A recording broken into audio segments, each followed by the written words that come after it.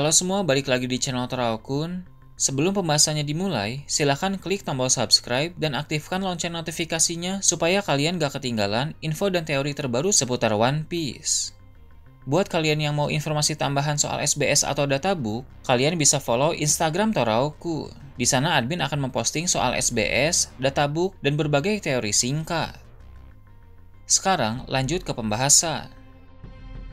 Melanjutkan pembahasan admin Toraokun sebelumnya, kali ini kita akan menyoroti momen menarik dalam pertarungan Im Sama melawan seorang prajurit raksasa kuat di area sekolah Walrus. Seperti pembahasan admin Toraokun sebelumnya, beberapa waktu yang lalu, datang seorang karakter baru dari kalangan para raksasa. Dia memiliki kemampuan di atas rata-rata, sehingga dengan penuh percaya diri, dia menghadapi Im Sama yang telah diketahui sebagai bos dari para musuh di sana, sekaligus dalang utama dibalik berubahnya bajak laut Giant Warrior menjadi iblis. Namun, hanya dalam waktu singkat, Im Sama mampu menunjukkan kengeriannya. Prajurit raksasa itu sama sekali bukan tandingan dari sang pemimpin pemerintah dunia tersebut. Dia telah mencoba berbagai cara, tapi tak ada satupun yang berhasil melukai Im Sama. Malah ketika Im Sama melancarkan beberapa serangan saja, prajurit raksasa itu langsung terluka dan berada dalam posisi yang sulit. Kali ini, prajurit raksasa itu pun mencoba suatu teknik terkuat yang dia kuasai. Namun teknik itu akan menguras banyak energi. Jadi ini adalah upaya terakhir yang bisa dilakukan melawan Im Sama. Setelah memakai jurus tersebut, dia akan pingsan karena kehabisan tenaga. Im Sama sebenarnya bisa saja menggagalkan aksinya itu, tapi Im Sama memilih untuk membiarkan prajurit itu memakai serangan terkuatnya, sebab Im Sama ingin menguji sejauh mana potensi dari raksasa tersebut. Mengingat nanti Im Sama berencana memanfaatkan mereka semua sebagai sekutu di pihak pemerintah dunia dalam perang akhir nanti. Begitu serangan dilepaskan, tercipta dampak yang sangat masif di sekitar area tersebut. Perhatian dari semua orang yang ada di area sekolah Walrus pun langsung tertuju pada serangan tersebut. Namun setelah debu dari serangan itu menghilang, terlihat Im Sama dalam keadaan baik-baik saja. Dia hanya perlu mengeluarkan trisulanya untuk menciptakan pertahanan kuat dari Busho Shoku Haki. Jadi yang kuat dari Im Sama ini bukan hanya Hoshoku Hakinya saja, tapi Busho Shoku Haki dan Ken Bushoku Hakinya juga sangat luar biasa. Dia benar-benar memiliki paket komplit sebagai seorang petarung yang menakutkan. Prajurit raksasa yang menghadapinya pun seketika langsung tumbang. Melihat itu, banyak dari prajurit yang lain mulai merasa putus asa. Mereka menyadari bahwa musuh yang ada di hadapan mereka itu ternyata terlalu tangguh, sehingga hal tersebut membuat semangat juang mereka menjadi sangat menurun. Sementara itu, Ripley yang juga melihat kekalahan dari prajurit tadi merasa sangat sedih. Dia lalu berkata, memang bukan hal yang tepat untuk berduel melawan bos dari para musuh satu lawan satu. Mereka harus memikirkan cara lain untuk mencari solusi yang tepat. Ripley pun mulai memberi semangat dan motivasi kepada para prajurit di sekitarnya agar mereka kembali berjuang sekuat tenaga. Di tengah situasi seperti sekarang, semangat juang tetap tak boleh padam dalam mempertahankan negeri itu.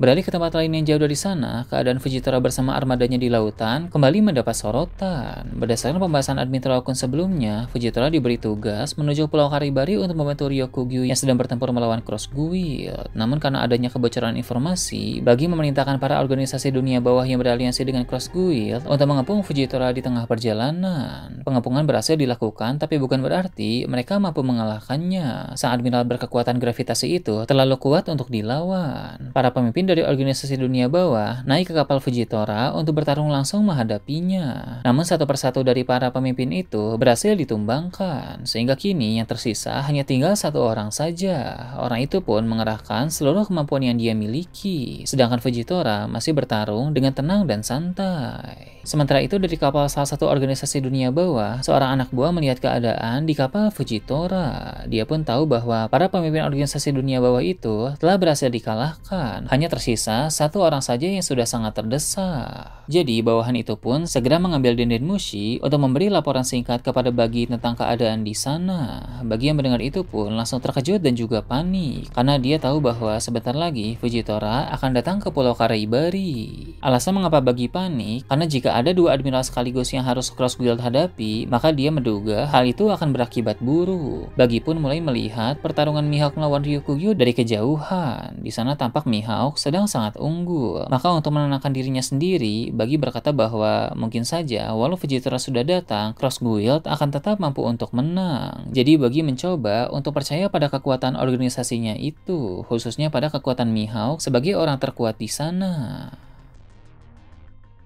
Berpindah ke lokasi lain yang juga tak kalah kacaunya, pertempuran di Marijois juga diperlihatkan. Kali ini, kita kembali menyoroti kelanjutan pertarungan Sabo melawan Shamrock, yang mana keduanya sudah lebih serius dibanding sebelumnya. Jadi baik dalam kekuatan serangan, kecepatan pergerakan, maupun penggunaan haki, mereka berdua telah meningkatkannya secara drastis. Para ksatria suci di sana yang melihat hal tersebut pun bilang bahwa sudah lama sekali Shamrock tidak bertarung seserius ini. Jadi pada masa lalu pun, Shamrock pernah bertarung melawan orang kuat yang memaksanya untuk serius seperti sekarang ini. Tampaknya pengalaman bertarung dari saudara kembar Shanks ini cukup banyak, tidak kalah dengan pengalaman Shanks sebagai Yonko. Jadi, sejak Shanks dan Shamrock berpisah dari bayi lalu tumbuh menjadi anak-anak kemudian tumbuh menjadi dewasa, kedua orang itu memiliki petualangannya masing-masing. Untuk Shanks, tentu kita tahu bahwa dia saat masih anak-anak sudah terlibat banyak pertarungan bersama bajak laut Roger. Kemudian beranjak remaja, dia mulai membentuk kelompoknya sendiri. Hingga saat sudah dewasa, dia menjadi bajak laut hebat dan memegang gelar sebagai Yonko. Di sisi lain, Shamrock juga sama. Saat masih anak-anak, dia sering dilatih oleh Galing untuk menjadi seorang pendekar pedang yang hebat. Kemudian beranjak remaja, dia langsung diangkat menjadi ksatria suci dan mampu mengalahkan banyak bajak laut dan penjahat lain di luar sana. Hingga kini setelah dewasa, Shamrock diangkat menjadi pemimpin ksatria suci, menggantikan posisi Garling yang kini telah diangkat menjadi Gorosei. Jadi baik Shanks maupun Shamrock memiliki pengalaman dan perjalanan hidup menarik mereka masing-masing. Kembali menyoroti cerita utama, selain para ksatria suci yang menyaksikan kehebatan Shamrock, ada juga para komandan pasukan revolusi lain yang juga menyaksikan kehebatan dari Sabo. Para komandan revolusi yang lain itu juga berkata, mereka baru tahu bahwa ternyata Sabo sekuat ini. Jadi ini adalah momen di mana Sabo benar-benar mengerahkan seluruh kemampuan yang dia miliki, termasuk kemampuan yang belum pernah dia perlihatkan sebelumnya.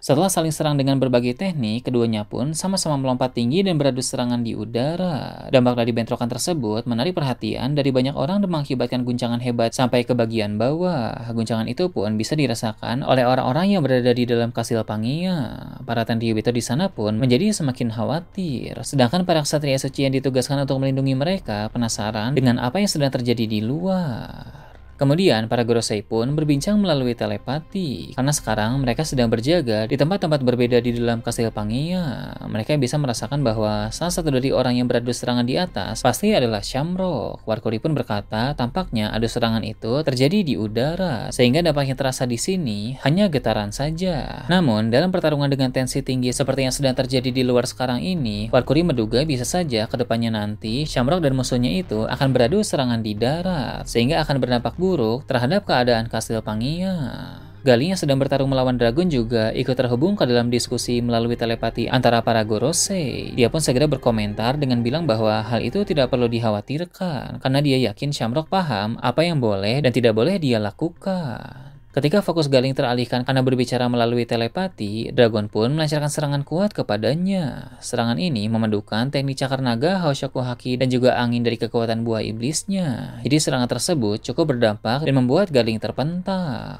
Rupanya, Garling tidak hanya terpental saja. Serangan kuat dari Dragon barusan sukses memberikan luka yang cukup parah di salah satu bahu Garling. Luka itu tidak bisa disembuhkan, karena tadi Dragon menggunakan Haoshoku Haki tingkat tinggi.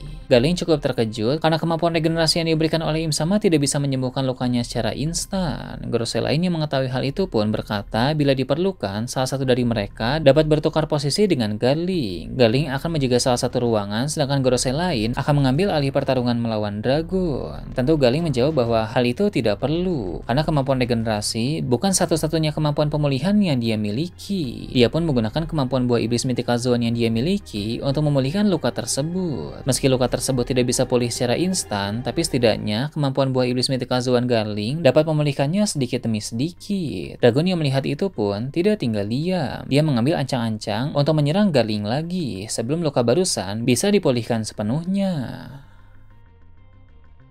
Berpindah ke tempat lain yang tak jauh dari Red Line, markas Kaisar Dunia Bawah bernama Umid diperlihatkan. Seperti pembahasan Admin Traokun sebelumnya, ada pertemuan di sana yang melibatkan para pemimpin organisasi dunia bawah yang tidak beraliansi dengan Cross Guild. Bisnis dunia bawah memang sangat luas dan kompleks, sehingga tidak semua beraliansi dengan Cross Guild. Pertemuan di sana telah melibatkan semakin banyak orang, yang artinya ada beberapa pemimpin lain yang telah berdatangan. Mereka membahas banyak hal soal potensi-potensi apa saja yang mungkin terjadi dari kekacauan kekacauan di Marijois itu.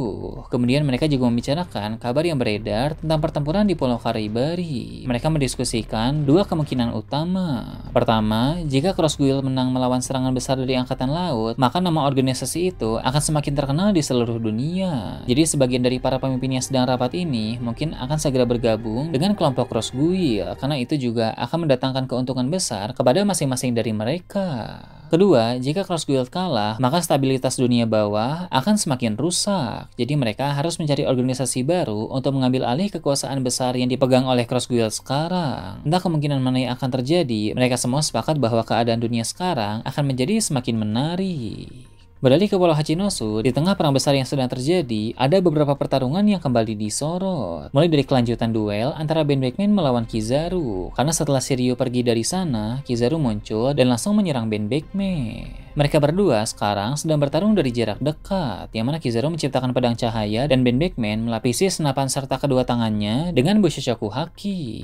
Lalu ada pula pertarungan antara kru inti Sans bernama Lime Juice melawan Avalo Pizarro di dalam bangunan tengkorak. Inilah alasan mengapa Pizarro tidak bisa mengendalikan Pulau Hachinosu, karena dia sedang fokus dalam pertarungan langsung melawan Lime Juice. Di sana, Avalo Pizarro hanya bisa sebatas mengendalikan ruangan tempat mereka berada. Namun dengan Ken Bushoshoku Haki yang peka terhadap lingkungan sekitar, serta dipadukan dengan Bushoshoku Haki kuat untuk melancarkan serangan, Lime Juice mampu bertarung dengan sangat optimal walau ruangan tersebut berada di bawah kendali musuh. Sementara itu di bagian luar, ada pertarungan antara Sans melawan Kurohige. Ketika ada kesempatan, Shiryu yang sedang menghilang mulai mendekati Kurohige. Namun dia bukan ingin membantu atau mengganggu, melainkan bertanya soal apa langkah mereka selanjutnya. Kurohige pun bilang sudah saatnya mereka melakukan itu. Shiryu pun menyadari bahwa ada yang aneh dari kepribadian Kurohige, yang mana berarti kini sang kaptennya itu telah berganti jiwa. Seperti yang kita tahu, Kurohige memang telah berganti kepribadian menjadi mirip dengan ayahnya yaitu Rox Disebe.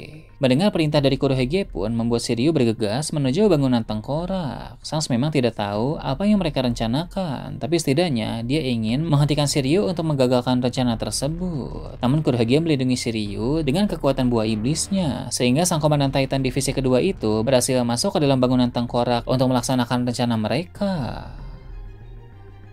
Nah itu tadi berbagai hal menarik pada pembahasan channel Toraokun kali ini. Gimana menurut kalian? Silahkan tulis di kolom komentar di bawah. Oke segitu aja untuk pembahasan kali ini. Jangan lupa like, share, dan subscribe untuk video menarik selanjutnya. Gue Toraokun, Shambles.